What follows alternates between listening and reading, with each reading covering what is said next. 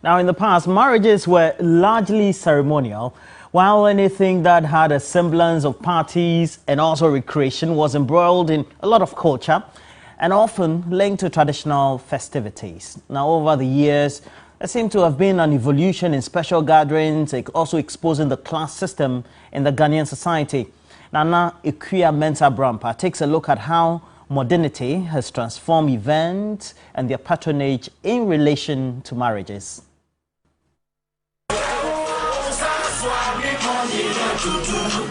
Social gatherings, especially parties, marriage ceremonies, and any get-together that build bonds count as times to celebrate.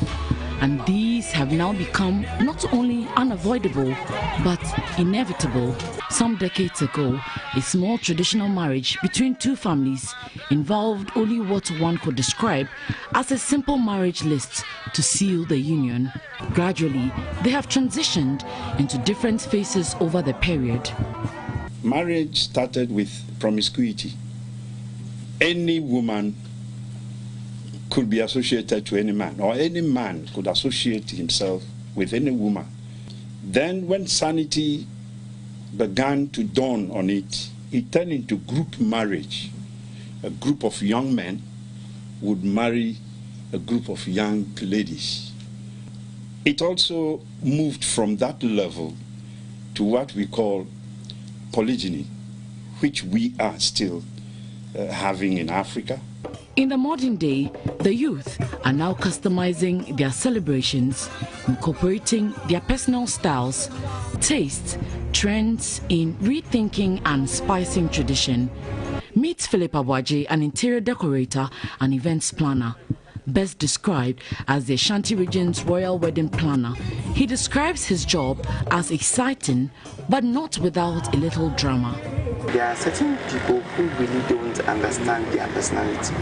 So you have to always bring some level of alignment between their personality for them to realize who their crowd is and who is coming to their event and what the expectations are and what could actually either sink your career and what could actually also put you there.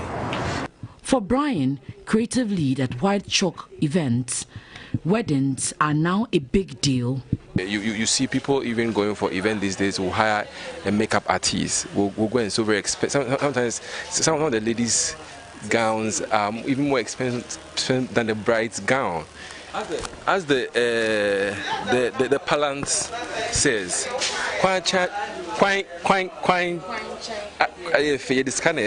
so everything beautiful costs.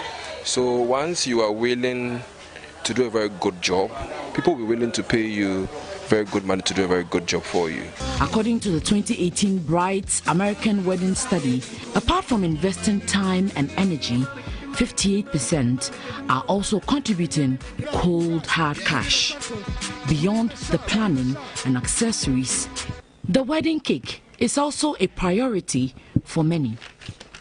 That was like my first huge cake at Movenpick, and we had to import edible jewels from England. We spent 3 months making sure. At that point, I was like, hey, this is the biggest cake ever.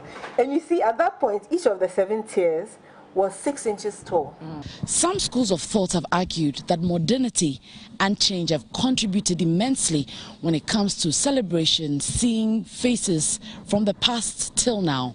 Question is, has modernity made or marred celebrations? The graduation ceremony, you see how students are dotted all over with their relations. They are celebrating. It is no more limited to the family. It is networked. And so in the past, there is a vast difference between what transpired when we compare it to present day as a result of modernity and change. However, modern day events seem to expose the class system. There are people who are at the top. They command all the resources. When such people are coming to marry, it is a societal marriage. Everybody wants to be there to witness it and say it one day. Then when you come down there are people, when a list is presented to them, they say, oh, how can I get this? And some of the proposals to marry a woman may end up there.